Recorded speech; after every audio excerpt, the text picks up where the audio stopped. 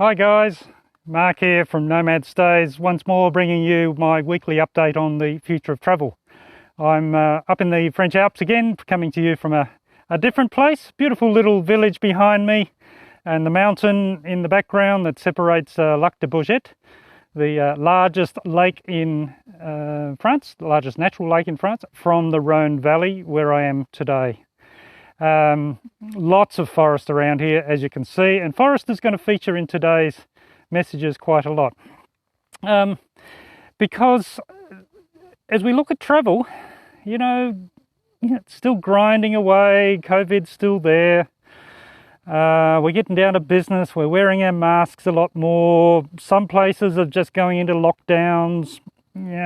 Places like France here, the infection rate is going up, and it's all getting really boring and all that sort of stuff, and people are wondering whether they're going to travel ever again.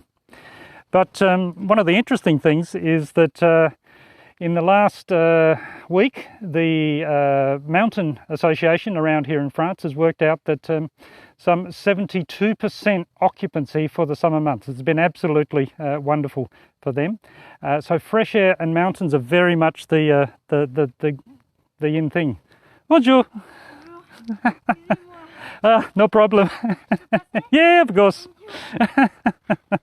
Talking about mountain tourism, here we go. We got a runner coming through and our chief happiness officer going to help her.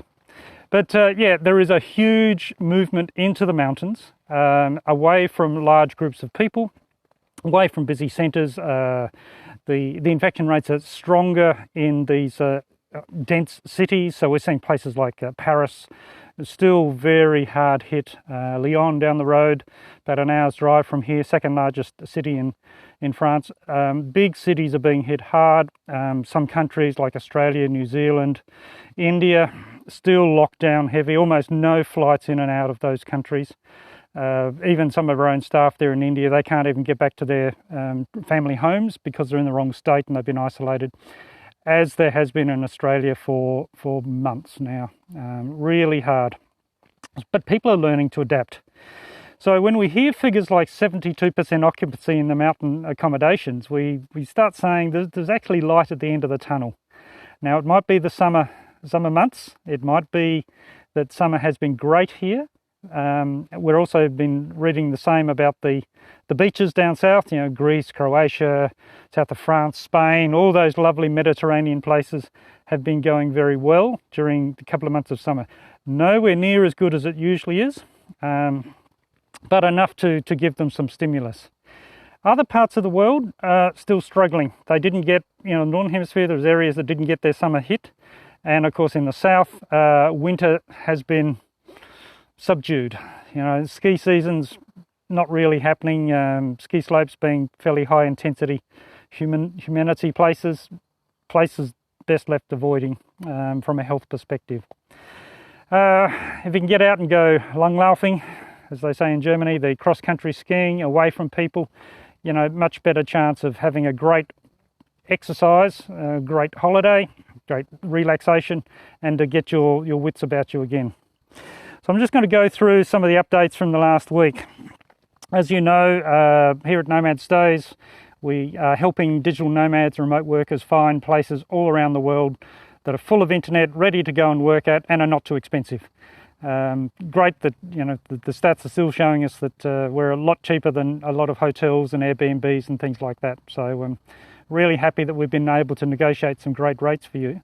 So we're here to try and help you understand where to go, how to go, what's happening. So, right, let's talk about one of those favourite hangouts that digital nomads, remote workers love, and that's the co-working spaces.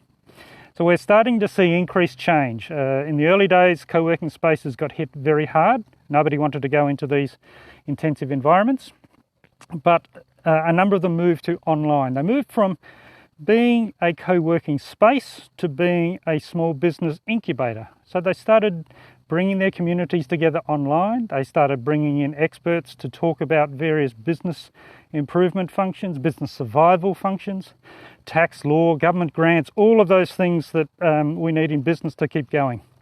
So these co-working spaces, very strong momentum into morphing into business incubators around the world in the last few months.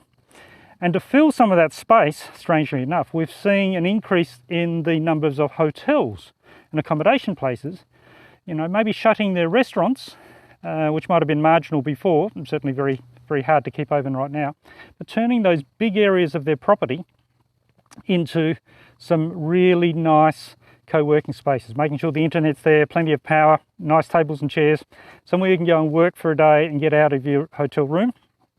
But again, not have to chance it in what could become a very busy cafe somewhere down the road.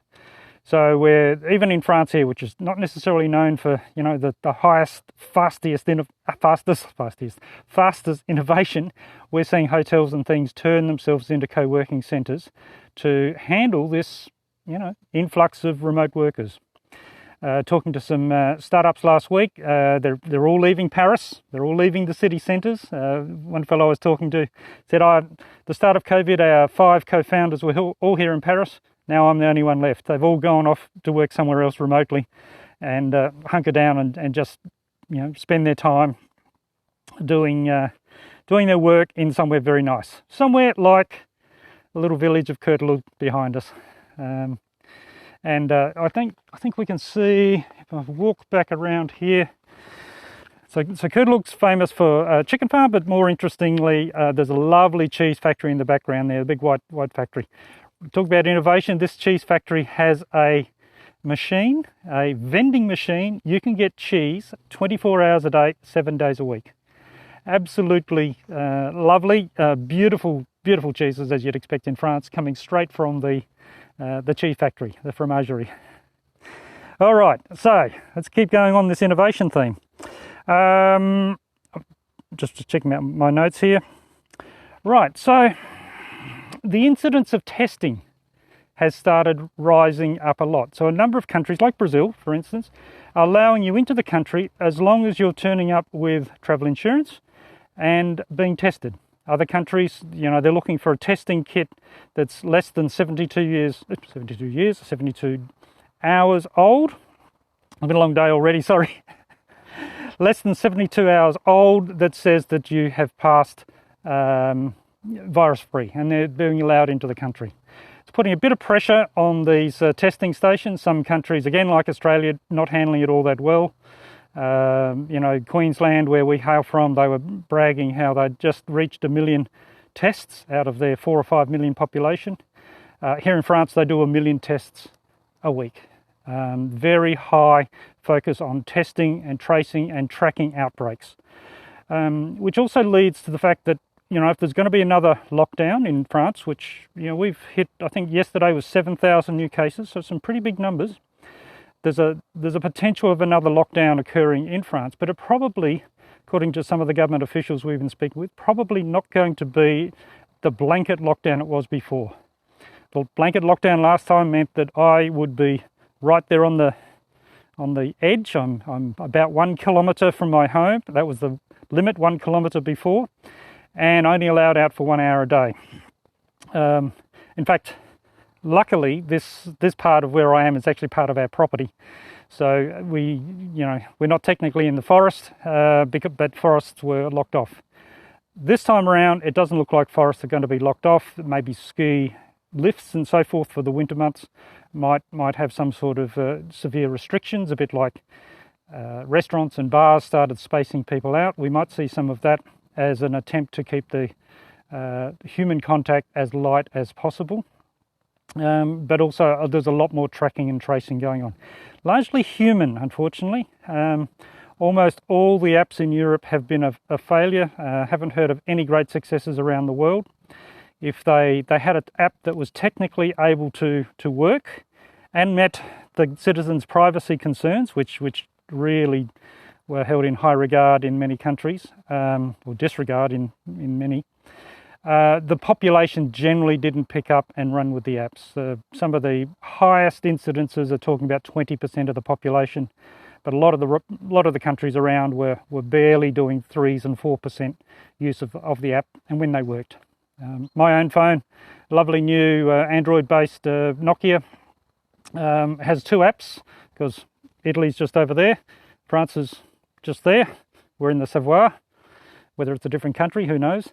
But we had 2 apps to make sure that we were covered when we went into Italy as well as here in France. Both of them stopped working within a couple of weeks of being installed, just not being updated.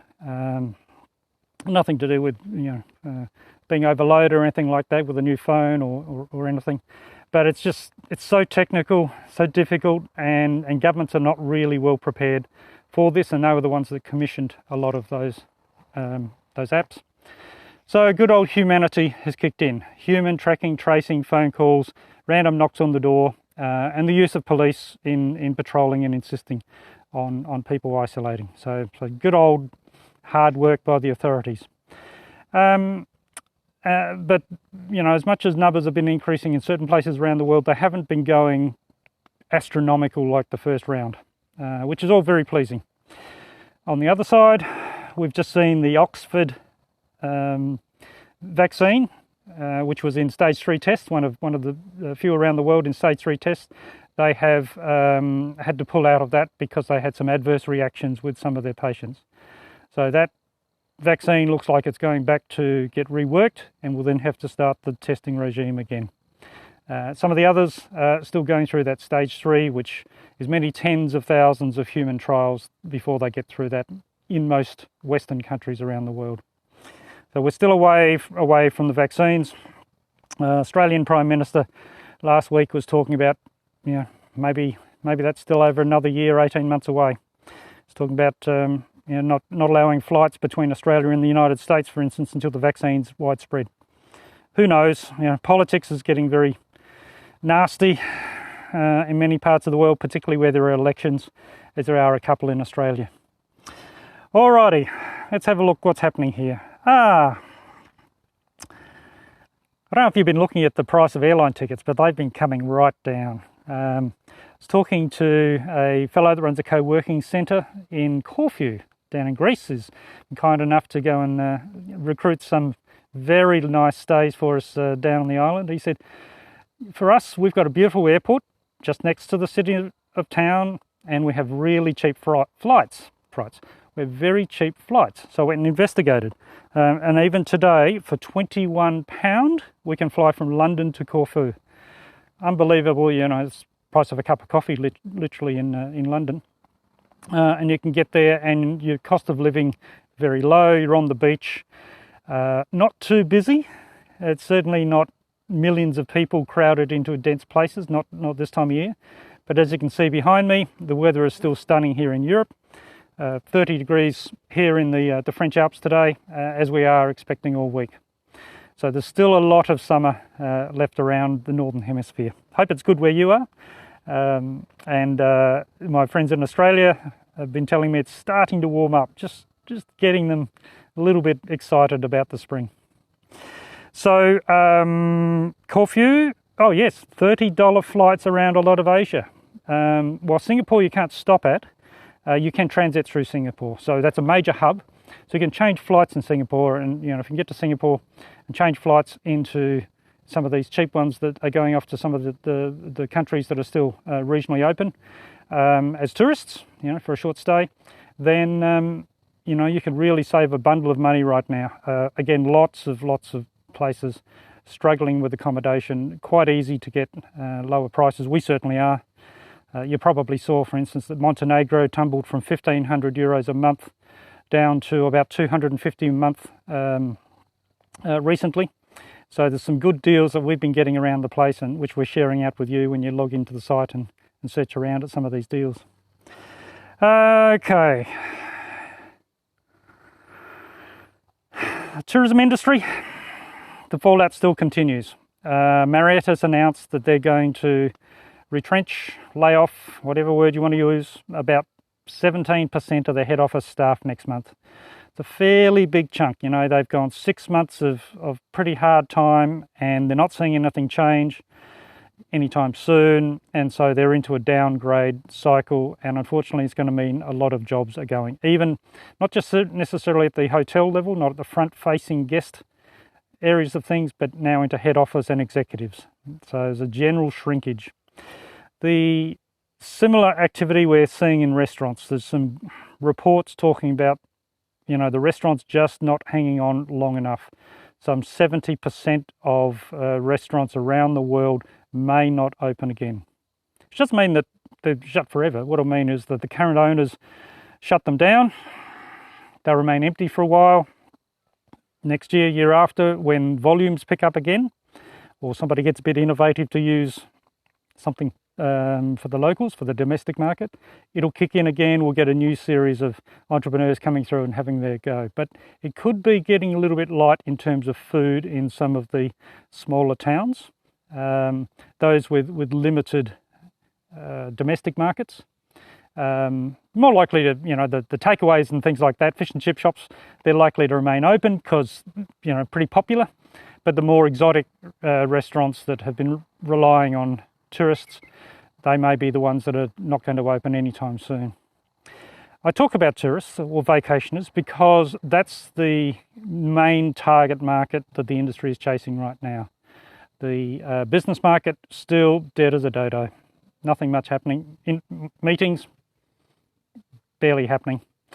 Everything's online, and so everyone's chasing those weekend breaks, those short holidays, those vacationers at the moment. Good news about the nomads though, they're certainly picking up. I saw a tweet from Peter Levels out of Nomad List the other day. He very kindly put his website stats up there, and he has returned to pre-COVID levels.